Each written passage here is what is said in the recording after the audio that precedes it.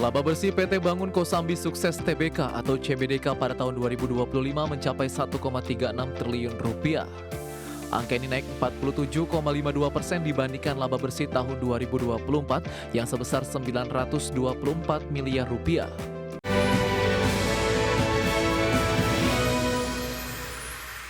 Emiten properti milik Sugianto Kusuma atau Agwan, PT Bangun Kosambi Sukses Tbk atau CBDK mencatat kinerja keuangan positif sepanjang tahun 2025. Laba bersih perusahaan melonjak signifikan seiring dengan peningkatan pendapatan dan kontribusi proyek di kawasan PIK 2. Laba bersih PT Bangun Kosambi Sukses Tbk atau CBDK pada tahun 2025 mencapai 1,36 triliun rupiah.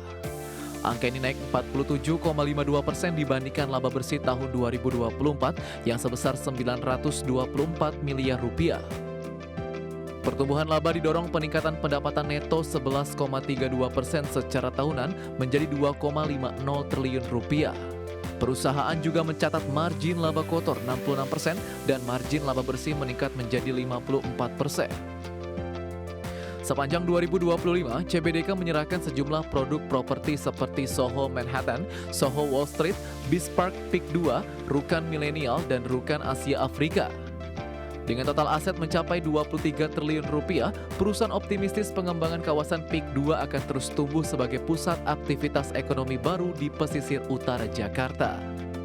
Berbagai sumber IDX Channel. Ya, selanjutnya kinerja PT Summarecon Agung Tbk sepanjang tahun 2025 mengalami penurunan. Pendapatan perusahaan properti ini terkoreksi 2 digit dan laba bersih turun hampir setengahnya dibandingkan dengan tahun sebelumnya.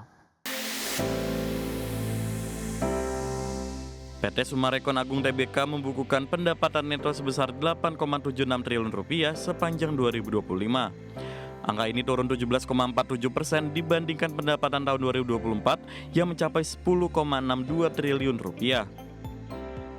Sementara itu, laba bersih yang dapat didistribusikan kepada pemilik entitas induk tercatat 766,55 miliar rupiah. Angka tersebut menyusut 44,18% secara tahunan dari 1,37 triliun rupiah pada 2024. Laba per saham dasar juga turun menjadi Rp46,43 dari sebelumnya Rp83,19. Meski kinerja laba terkoreksi, total aset Summarecon Agung justru meningkat menjadi Rp38,34 triliun pada akhir 2025 dari Rp33,53 triliun pada tahun sebelumnya. Total liabilitas tercatat Rp22,33 triliun dan ekuitas Rp16 triliun. Sementara kas dan setara kas perusahaan mencapai Rp3,37 triliun di akhir Desember 2025. Berbagai sumber IDX Channel.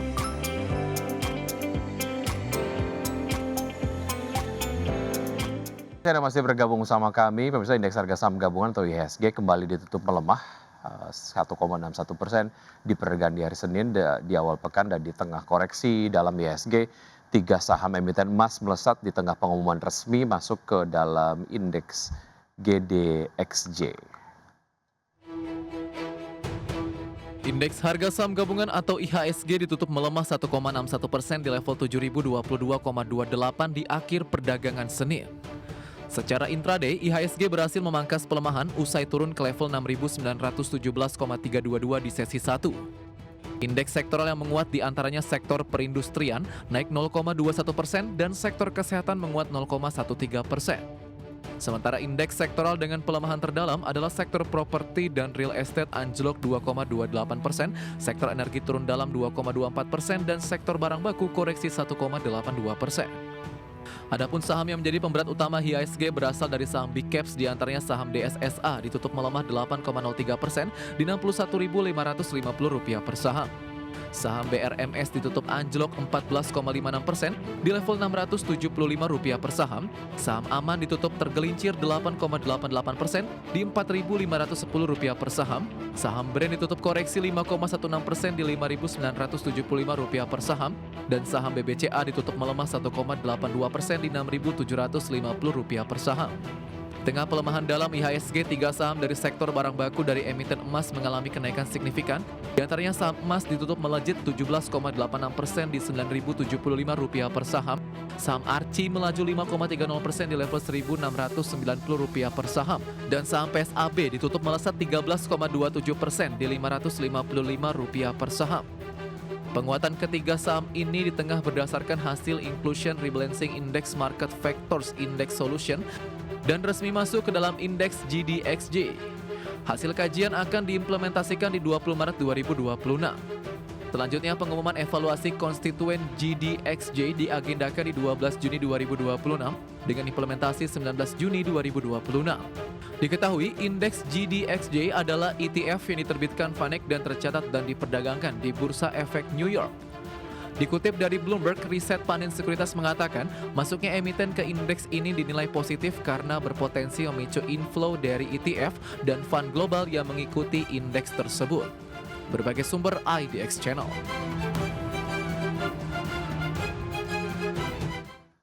Ya, sementara itu pemirsa, Badan Energi Global alias International Energy Agency atau IEA menyatakan negara-negara anggota masih memiliki ruang untuk melepaskan lebih banyak minyak ke pasar jika diperlukan. Sebelumnya IEA menyepakati pelepasan cadangan minyak terbesar sepanjang sejarah. Dikutip dari Reuters, Direktur Eksekutif IEA Fatih Birol mengatakan meskipun sudah ada pelepasan besar-besaran, negara anggota IEA masih menyimpan lebih dari 1,4 miliar barel cadangan minyak darurat. Setelah program pelepasan cadangan ini selesai, cadangan darurat negara anggota IEA hanya akan berkurang sekitar 20%. Diketahui IEA didirikan tahun 1974 setelah terjadinya krisis minyak di tahun 1973 dan saat ini beranggotakan 32 negara dari berbagai benua. Birol juga menjelaskan minyak dari cadangan IEA sudah mulai mengalir ke pasar Asia setelah negara-negara anggota sepakat menyediakan sekitar 400 juta barel minyak mentah. Langkah ini diambil ketika harga minyak melonjak menyusul perang antara Amerika Serikat dan Israel melawan Iran. Menurut Birol, volume pasokan minyak yang saat ini terganggu bahkan lebih besar dibandingkan dengan gangguan pasokan saat krisis minyak 1973 serta lebih tinggi dari gangguan besar lain yang pernah terjadi sejak saat itu. Sementara itu, harga minyak dunia di Senin dilaporkan turun di tengah serangan terhadap fasilitas produksi minyak di kawasan Teluk, serta seruan dari Presiden Donald Trump agar negara-negara dunia bekerja sama menjaga keamanan Selat Hormuz, jalur pelayaran strategis yang dilalui sekitar 1/5 pasokan minyak dan gas dunia.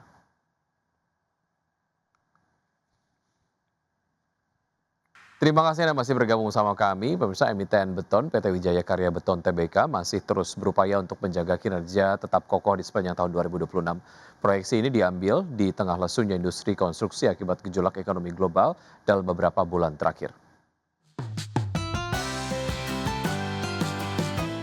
Emiten beton PT Wijaya Karya Beton Tbk masih terus berupaya untuk menjaga kinerja tetap kokoh di tengah lesunya industri konstruksi. Di mana sepanjang tahun 2025 lalu, perseroan masih mampu mencetak laba meski kinerja belum sepenuhnya kuat, terutama dipicu sentimen global dan domestik dalam beberapa bulan terakhir.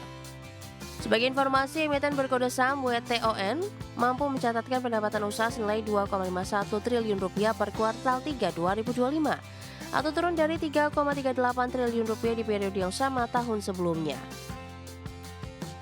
Tidak hanya itu, laba bersih juga terkoreksi dalam dari Rp33,46 miliar menjadi Rp8,35 miliar per September 2025 dengan penurunan kontributor pendapatan paling signifikan berasal dari segmen konstruksi yang turun dari Rp440,19 miliar menjadi Rp57,82 miliar. Sementara itu, hingga akhir per Februari 2026, nilai kontrak baru perusahaan tercatat mencapai Rp559,50 miliar. Di mana secara sektoral, komposisi kontrak baru per Februari tersebut didominasi sektor infrastruktur yang meliputi jalan, jalan tol, jembatan, bendungan, danau, bangunan gedung, serta proyek sekolah rakyat dan madrasah. Dengan target pertumbuhan di tahun 2026, manajemen Wika Beton mengalokasikan anggaran belanja modal atau CAPEX sebesar Rp62 miliar yang digunakan untuk melakukan rekondisi dan perbaikan fasilitas produksi yang tersedia, serta penguatan digitalisasi dan sistem ERP guna meningkatkan efisiensi, pengendalian biaya, serta manajemen risiko di seluruh lini usaha. Berbagai sumber, IDX Channel.